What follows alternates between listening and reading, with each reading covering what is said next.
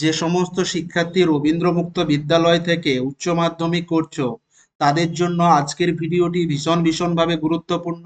তার কারণ আজকের ভিডিওতে আমি আলোচনা করব 2024 সালে অর্থাৎ এই বছর উচ্চ মাধ্যমিক পরীক্ষায় তোমাদের বাংলা কোশ্চেন কি হতে চলেছে, অর্থাৎ বাংলা সাজেশন নিয়ে আলোচনা করব। বিগত বছরও আমি তোমাদের সাজেশন দিয়েছিলাম, সেখান থেকে প্রত্যেক স্টুডেন্ট 90%-এরও বেশি কমন পেয়েছে এবং অনেক স্টুডেন্ট খুব ভালো রেজাল্ট করেছে এবং প্রত্যেকটা স্টুডেন্ট পাস করে গিয়েছে। হাইয়েস্ট উঠেছিল আগামী বছর বাংলাতে 90। একজন শিক্ষার্থী আমার কাছ থেকে 90 পেয়েছিল। তাই যে সমস্ত শিক্ষার্থী ভাবছো অল্প পড়ে পাস করব অথবা কিভাবে ভালো রেজাল্ট করব, তার জন্য যদি কোনো সাজেশন বা হেল্পের প্রয়োজন হয় অবশ্যই স্ক্রিনে দেওয়া নাম্বারে হোয়াটসঅ্যাপ করবে। একমাত্র হোয়াটসঅ্যাপই গ্রহণযোগ্য হবে, কোনোভাবে কল করবে না। দ্বিতীয়ত হচ্ছে, তুমি যে প্রান্তেই থাকো না কেন, বাই পোস্ট বা অন্য কোনো মাধ্যমে তোমার কাছে নোট পৌঁছে দেওয়ার ব্যবস্থা রয়েছে। নোটস নেওয়ার পরে সব থেকে বিশেষ যে সুবিধা রয়েছে, যদি পড়তে গিয়ে তোমার কোনো নোটস, সাপোজ আমি বলছি বাংলার কোনো টপিক অথবা ইংলিশের কোনো টপিক তোমার বুঝতে পারছো না, বা সেটা কি হবে, তুমি সেখান থেকে কি কোশ্চেন হবে বা চ্যাপ্টারটাতে কি লেখা রয়েছে কোনো মতেই তোমার মাথায় ঢুকছে না, তুমি যদি চাও সম্পূর্ণ ফ্রি ক্লাস করতে পারো, তার জন্য এক্সট্রা কোনো পেড করতে হয় না। বিশেষ করে ইংলিশ ক্লাসগুলো সম্পূর্ণ ফ্রিতে রয়েছে। প্রত্যেকটা ইংলিশ ক্লাস প্রত্যেকটা লাইন ধরে ধরে বোঝানো হয়েছে। অতএব যারা নোটস নেবে বলে ভাবছো বা সাজেশন নেবে বলে ভাবছো তাদের উদ্দেশ্যে একটা কথাই বলবো, তোমাদের পরীক্ষাকে কিন্তু আর বেশি দিন বাকি নেই। অতএব তোমরা আজ থেকে পড়াশোনা শুরু করো, কারণ একদম পরীক্ষার আগে নোটস নিয়ে অল্প সময়ের মধ্যে দেখা যাবে তুমি সম্পূর্ণ প্রিপারেশন করে উঠতে পারছো না। বা সব থেকে যেটা গুরুত্বপূর্ণ গাইড করে দেওয়া হয় গুরুত্বপূর্ণভাবে, যে তুমি কিভাবে অল্প পড়ে সহজে পাস করবে, সেটা কিন্তু সম্পূর্ণভাবে তোমাদেরকে শিখিয়ে দেওয়া হয় এখান থেকে। বোঝা গেল? কিন্তু এটা মাথায় মনে রাখবে যে ওপেন মানে এই নয় যে পড়াশোনা করতে হয় না। অবশ্যই পাস করার জন্য তোমাকে কিছু না কিছু পড়তে হবে। আর দেখে লিখবো বা কোনো হেল্প পেয়ে যাব এই ধরনের চিন্তা মাথায় রেখো না। কারণ বেশিরভাগ সেন্টারে খবর যেটা পাওয়া যায় যে গার্ড খুব কঠিন হয়ে থাকে, দু একটা সেন্টার ব্যতিক্রমী থেকে থাকে।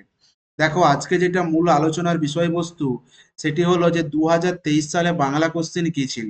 দেখো, বাংলা কোশ্চেন টোটাল তোমাদের বাংলা পরীক্ষা দিতে হয় 100 নম্বরের। তার মধ্যে তোমাদের 20 নাম্বার হলো প্রজেক্ট, তোমাদের 20 নাম্বার প্রজেক্ট, আর বাকি 80 নাম্বার তোমাদের রিটিন অর্থাৎ লিখে পরীক্ষা দিতে হয়। প্রজেক্টের জন্য পরীক্ষার ফর্ম ফিল আপের আগে তোমাদের স্কুলে কি প্রজেক্ট করতে হবে, যারা এখনো প্রজেক্ট করনি অবশ্যই কমেন্টে জানাবে, প্রয়োজনে তাদেরকে আমি প্রজেক্ট দিয়ে দেব। অবশ্যই লিখে তোমরা স্কুলে প্রজেক্ট জমা করবে, কারণ প্রজেক্ট জমা করলেই তোমরা এখানে 20-এর 20 পেয়ে যাচ্ছ। বোঝা গেল? আর বাকি থাকলো 80 নাম্বার। এই নয় যে প্রজেক্ট জমা দিয়ে দিয়েছি মানে আমি পাস করে গেছি, এটা কিন্তু ভুল ধারণা। এই যে লিখিত পরীক্ষা, 80-র মধ্যে তোমাকে 24 পেতেই হবে। কি বললাম? তুমি যেটা লিখিত পরীক্ষা দেবে এই কোশ্চেনের উপরে 80 নাম্বারের, তোমাকে সেখানে অবশ্যই 24 পেতে হবে। এবং প্রজেক্টের ক্ষেত্রে ন্যূনতম 6 পেতে হবে। অর্থাৎ তুমি হয়তো প্রজেক্ট জমা দিলে না, স্কুল তোমাকে শূন্য বসিয়ে দিল, সেক্ষেত্রে তুমি কিন্তু ফেল। অতএব প্রজেক্ট কিন্তু জমা দেওয়ার চেষ্টা করবে, বা প্রজেক্টের ব্যাপারে তোমার স্টাডি সেন্টারে একবার কথা বলে নিও। বোঝা গেল? আর সব থেকে যেটা ইম্পর্টেন্ট বিষয় সেটা হচ্ছে রিটিন পরীক্ষা। রিটিন পরীক্ষা কিন্তু তোমাকেই দিতে হবে পড়াশোনা করে। আজকে দেখো, পুরো যে সিলেবাস যে রয়েছে তার মধ্যে আমি নাটক থেকে সাজেশন দেব। তার আগে কোশ্চেনটা একবার দেখে নাও কি রয়েছে। না, তোমাদের বাংলা পরীক্ষা 2023 সালে হয়েছিল, ফুল মার্কস 80 এবং সময় হচ্ছে 3 ঘন্টা 15 মিনিট। বোঝা গেল? প্রথমের দিকে দেখো তোমাদের লং কোশ্চেন গুলো থাকবে। এখানে দেখো যে কোনো দুটি প্রশ্ন করতে বলেছে, তিনটি থাকবে। এখানে দুটি করতে বলেছে, তিনটি থাকবে। আর এখানে দেখো যে কোনো একটা করতে বলেছে। আজকে আমি তোমাদের এইখান থেকে সাজেশন দেব, এইটুকু ভরসা রেখো 100%। আমি দুটো প্রশ্ন বলবো, কি বললাম? দুটো প্রশ্ন বলবো। সেই দুটো প্রশ্নের মধ্যে দুটোই পরীক্ষায় আসতে পারে, না হলে শিওর একটা আসবেই আসবে। মাত্র দুটো প্রশ্ন দেব, সেখান থেকে তোমরা এই দুটো প্রশ্ন পেয়ে যাবে। বোঝা গেল? তাই ভিডিওটি তোমরা একদম শেষ পর্যন্ত ভালো করে দেখতে থাকো, কারণ আমি প্রত্যেকটা জায়গাতে কোনো না কোনো ইম্পর্টেন্ট কথা বলে যাব। নেক্সট দেখো, যেটা রয়েছে তোমাদের রচনা। রচনা একটা টপিক রয়েছে। রচনা নিয়ে অনেকে ভয় পায়, রচনা কি লিখবো বা পারছি না।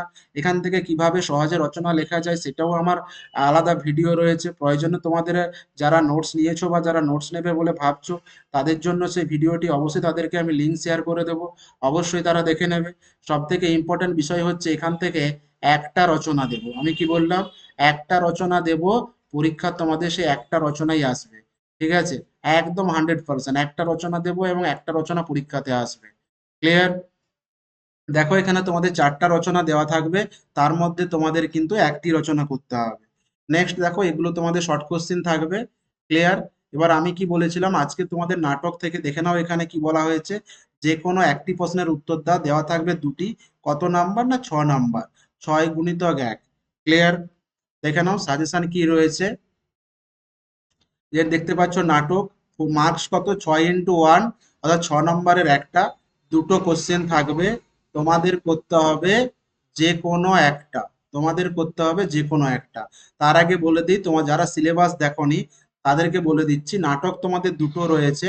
একটি হলো তোমাদের ডাকঘর রয়েছে, এবং আর একটি হলো অন্ন চাই এবং হচ্ছে প্রাণ চাই। অন্ন চাই